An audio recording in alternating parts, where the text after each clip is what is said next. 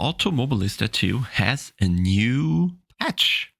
They call it 1.5, even though not the complete thing is available yet. There's only a few cars that have the new physics, and I do like their long forum post with all the new content and changes that I have made. And as you can tell, there's quite a few new cars, the Nürburgring Historic and the Barcelona track, but most importantly, there is a change to the physics, and how they describe it is they've discovered something between the different systems in their simulation where the communication between these systems had a tiny bit of a flaw. So this is here in more detail. So what they have is their CETA tire model, which I tried to find out, but it seems to be related to just some researcher at Bridgestone, potentially, who's called CETA with my last name. But anyway, I couldn't find any other meaning for the abbreviation. And that tire model obviously simulates a lot of stuff, like all the other simulations do. The key is what is in these values. And some of these values were still coming from, or all still do, from older parts in their simulation, which is from the P motor model inside the game. And they found an issue there that related to the tire walls essentially behaving weird. And that was, I think, also what I was complaining about when I did my last Automobilista review or test or whatever. And there I always felt, especially the tire wall, how it felt going into the tire, how much was available there was always a bit weird. And this seems to have been changed now, so we will have to drive the game again. And the best, so only they updated Formula cars, and we're going to start with the slowest of them all, which is the Formula Inter, which is also new to the game, I believe. Has very little downforce, very little power, doesn't weigh a lot, and is super nice to drive. And just because it's so light, and because it is rather little or rather low powered and doesn't have a lot of downforce, it highlights how the tire behaves quite pronounced, I would say. What I also noticed is the force feedback just is generally more crisp. Like you can see on the straight here already that to every bump there is a corresponding movement in the steering wheel. And just from the start, right away, I never really had a problem telling what the car was doing. If I locked the tire, immediately I'd get feedback in the force feedback, and I was able to just, kind of ride along of what the car was telling me and counter steer on the brakes and go very aggressive with the brake bias. And all these bumps, they really do feed you with information now. And also where the load is shifted on the car, which tire is about to lock up, all this information seems to be nicely represented in the force feedback now. And especially, because I was complaining about that before, is that the tires felt very squishy. There was a lot of room that it had available to go into the tire. That feels much clearer now where the limit of the tire is. And you can't go as deep into the tire anymore, and it also won't be as tolerant to overdriving as it was in the past anymore. Additionally, because I guess Automobilista already had a really good base, this all now kind of interacts with the rest of the physics, of course, that have partly been there, partly have been changed as well, but it does make a huge impact in the end. And especially in this car, I feel there's a rather pronounced impact of the differential, where you can really get a good feeling similar to, say, the Porsche in ACC. Every time you're off throttle, the rear is really willing to go for the corner, and then once the rotation starts, you just go back on the power, lock the differential together, or rather lock the rear tires together by locking the differential, by going into the power, and then you're stabilizing the car. You can always see it here. As soon as the rear starts to rotate, I go back into the power because the car is too low power to actually spin up the rear tire. You need to create that rotational corner entry, and as soon as you're on power, the car's back into understeer, you can see here. Then it's also very nice to kind of brake on all these bumps that we have here on beach. And the car really communicates very nicely with you. You have a good feeling for when the rear is stepping out, but also how much of the stepping out is still okay before the car will become hard to control or the rear actually goes away from you entirely. And you can really see the car is very alive in all driving situations. It kind of goes in and out of understeer, oversteer, slides a bit too much here, which is mainly down to the differential in this situation. And I feel overall it's very crisp and direct experience you now have with the game, which yeah, I have to say I did like a lot. And of course we'll have to dive into some of the other cars as well. Again, the Formula Inter I think is the car where you'll feel these changes right now in the most pronounced way, because the car is very dependent on only the tires and the downforce and weight or whatever other elements are just not masking like the raw changes they did to the physics. And I felt immediately confident with the cars, and in the end I think I managed, but it's probably also down to just Automobilista not being played by that many people. Just had so much fun that I kept pushing a bit, played with the setups a bit, and eventually, at least on I think on all the combos that I tried, on some was easier, on some much harder, managed to do the world record in the end. So I definitely urge you to take a look at these new cars. There is a list on their forum.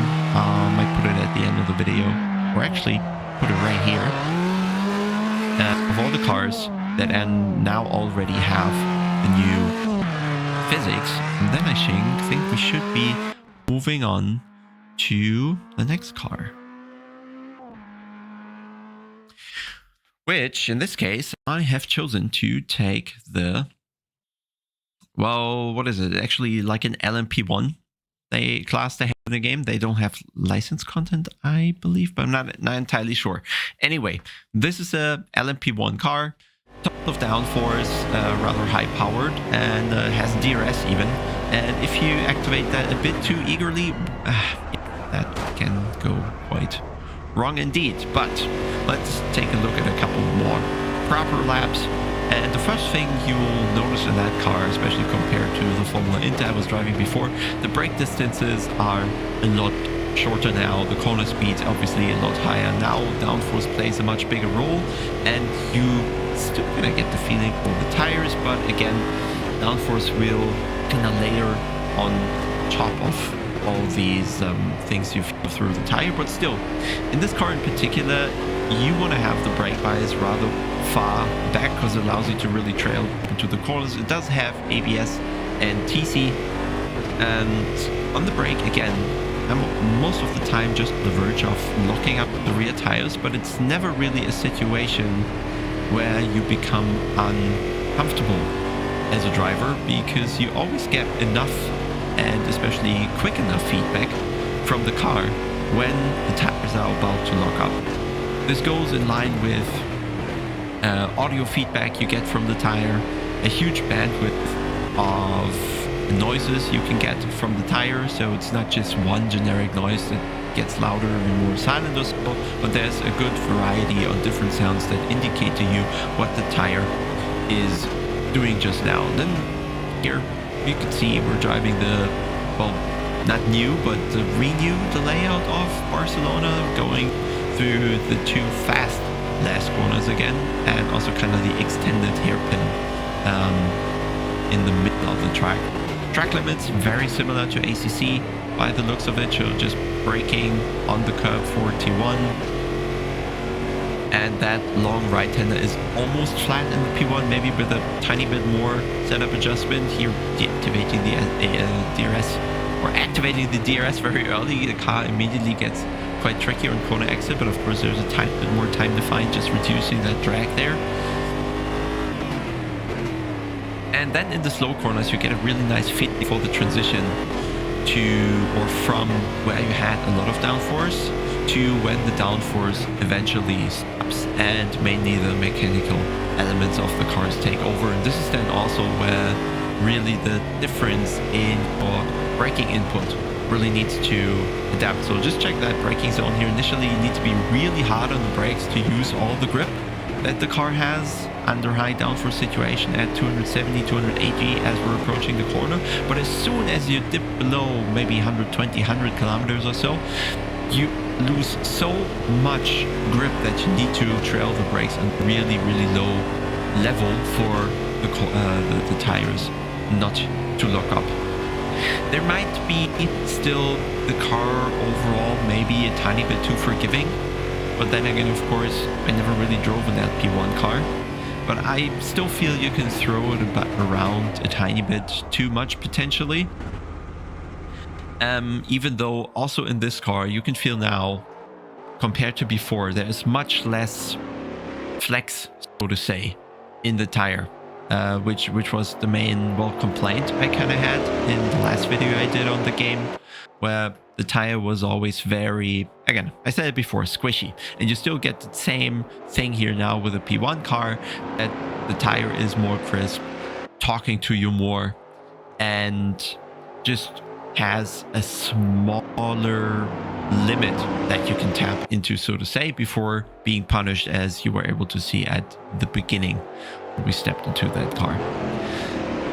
Overall, and I initially planned to actually not do that many cars, I just wanted to give it a quick go, maybe do a quick video, but I really started to enjoy, for one thing, driving something different than GT3, driving something faster, driving something more difficult, driving something with less electronic assists on board, or at least them on such a low level that the driver starts mattering again. You can start playing with the car again. And I feel in the Formula Inter we did in the beginning, this is most pronounced, but here, even in the high downforce LMP1 car, it is still very much there that you as a driver can actually make an impact on how the car behaves, how much you can push it into the corner, and there's always so much info available that you always feel in charge of the car.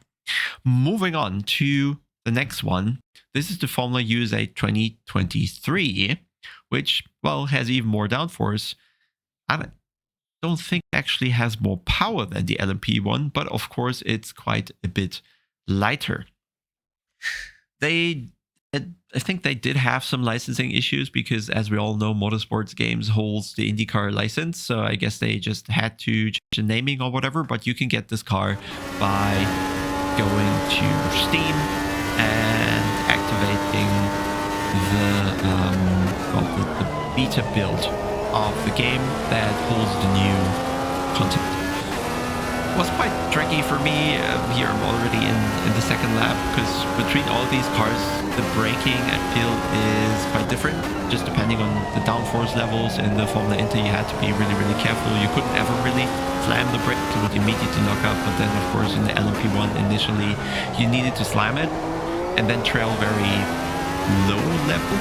And on the Indycar here, Formula USA, just to not get into any troubles or being sued by Motorsport Games, this car still wants a very harsh peak brake input, but you don't have to trail off the brakes as quickly as you have to do in the LMP1, for example.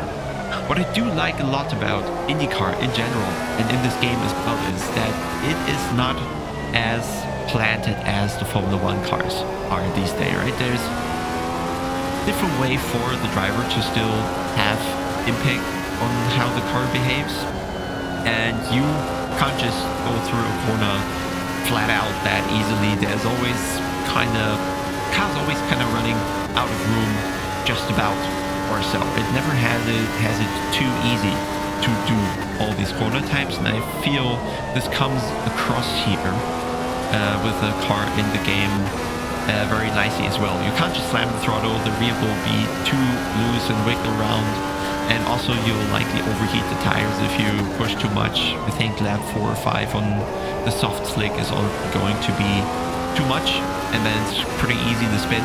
And here just into the throttle as well, especially in this long right-hander. You really have to manage the throttle initially and not go into it too aggressively, because else you start the slide that then will just hurt the tire and of course lap time.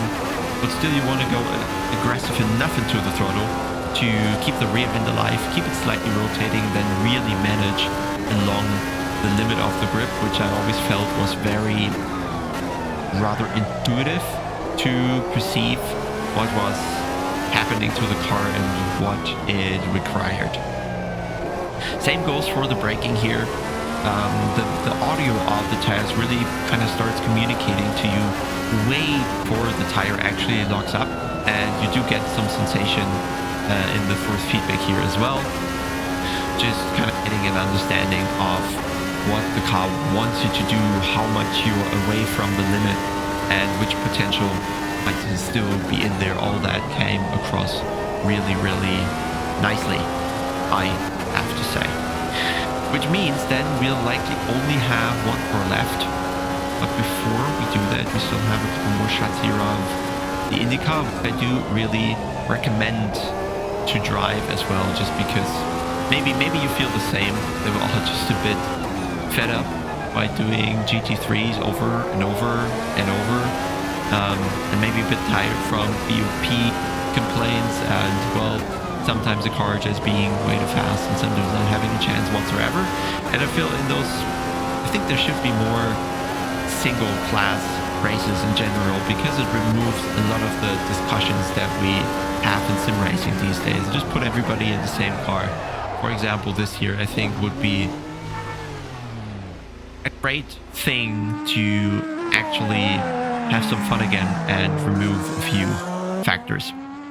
Maybe you could tell, and I initially wanted to commentate from within the car while driving, but being so used to GT3 actually going to quite a bit faster cars that need constant correction on the pedals and on the steering, and didn't really have the cognitive resources to actually do the commentating, so I thought I'd just do the voiceover afterwards. What I really like about the car here is that you can see onto the power how tricky it is and how often the rotation of the rear end becomes too much and you really have to balance it, and how the car dances a little on the exit.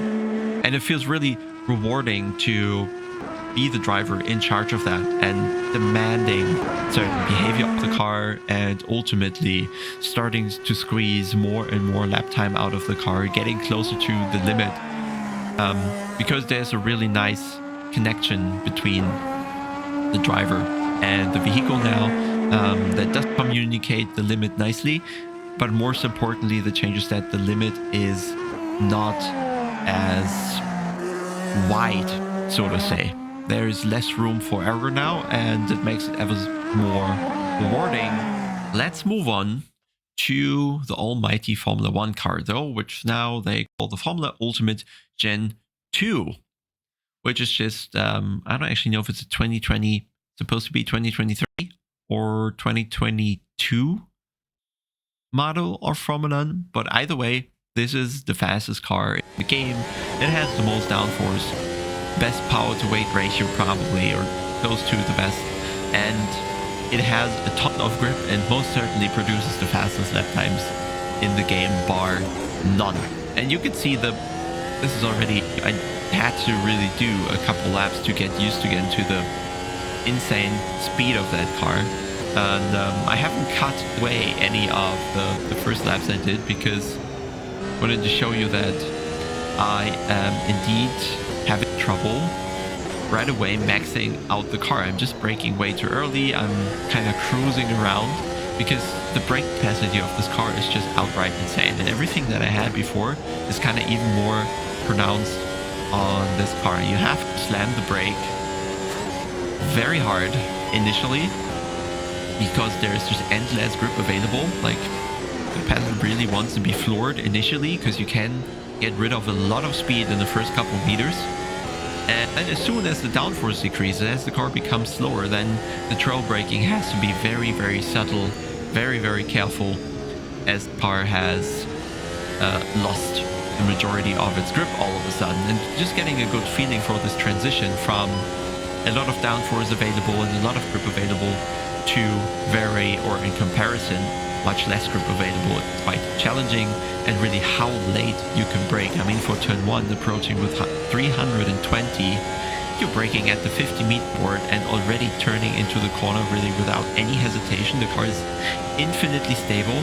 I added quite a bit of rake to the car, which in this case seems to add more downforce to the rear than it adds to the front.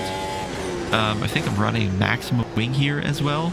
And I just removed some of the front downforce here to balance the car out. And this in the end allowed me to put the world record lap time down. But you can also see that while the world record I did is 110.5 on that setup, this type of session, so hot lap, just stepping back in the car, I'm just easily 2 seconds off my own pace, just because it's so difficult to mentally grasp how far the limit of the car is able to be stretched, so to say, how much downforce there is available. Like these last 2 corners here, they are not posing the smallest of a challenge to the car. It could easily go 10, 20, 30 kilometers faster and it wouldn't be a problem.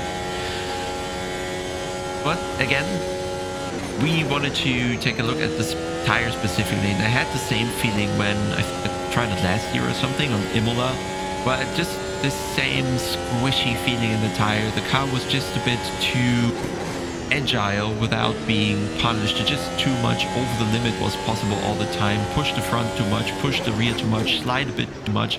All this was very possible in the old patches, but here now everything, as I said earlier, is much more crisp, and the limit is definitely a little narrow now, so you can more easily lock up. You can't go into the front tires as aggressively, and especially you can't slide the car around as much on the throttle before being punished with most likely a spin. So I think overall we are seeing very good improvements of the game still on the physics side, which, as they write in their forum post, and I suggest you really read that, what they say is that they were surprised by finding these things still that far down into development. And it's also good to see that even such tiny things, so just kind of a relationship between different subsystems in their model, how they interact with one another, and just one of those tiny changes having quite a huge impact on driving behavior across the board of the entire sim, and in this case definitely led to a very good improvement, I have to say. That's not to say that unfortunately this game still has issues, and they mainly come down to being able to just start it and race online, for example. If you go to the server browser, there's probably 20, 30 servers up with a couple people in them, and 3 or 5 of them might actually be full with players, but the skill spread on these servers is insane. It's not a problem to have the cars 5, 6, 7 seconds apart on a given server, and it's hard to actually find someone you'll be able to race with, especially with a huge amount of variety of tracks and cars. Most of the time you'll just not be prepared for whatever server you find with people on, and you either haven't driven the track in the past, or you haven't driven the car in the past, or if you have, you might not have the setup available to you, and that just makes it a lot more difficult to get a good online experience. So on that front, unfortunately, AMS2 still has to do something. And I know I talked to Boris of LFM, and they were looking into providing posted sessions like they do for ACC and now Factor on AMS2 as well, but they just had problems doing this with a P2P lobby system that AMS2 has in place, and they eventually gave up on the idea, unfortunately, just because they weren't able to manage it in a stable fashion. In the end, you need a person to handle those P2P sessions, start them, make sure everybody click ready and all that stuff. So they just couldn't make it work, unfortunately. So I think if Automobilista would eventually work on their multiplayer system and allow dedicated servers or like had a dedicated server system, or even had a couple hosted sessions themselves with just a kind of narrowed down content in order to bring more players onto the same content in or at the same point in time, then I think this could really be something very interesting, a good alternative, cheaper alternative to iRacing, because the content here, you get a bigger amount or huge amount of content for less money at the end of the day without the subscription. And I don't know, it really does for a change every now and then when you're most of the time driving GT3s, which I guess are very good to facilitate great racing, because a lot of people, even with a bit of a skills break, can reach similar or very close lap times in GT3s, which I guess is more difficult in electronic-free cars like Formula 1 we're seeing just now. But every now and then, you just need your fix of adrenaline and speed and being challenged by the car and tire and game, that I feel Automobilista is a really good game now to be that fix. And I think this is where we're going to just end the video, because I'm out of words, and I hope this was useful feedback for you. So don't forget to like the video, because we want to help the algorithm feed the video to more people. Subscribe to the channel and head over to popometer.io if you haven't already, to use the service we've built for ACC and our Factor 2. Bye.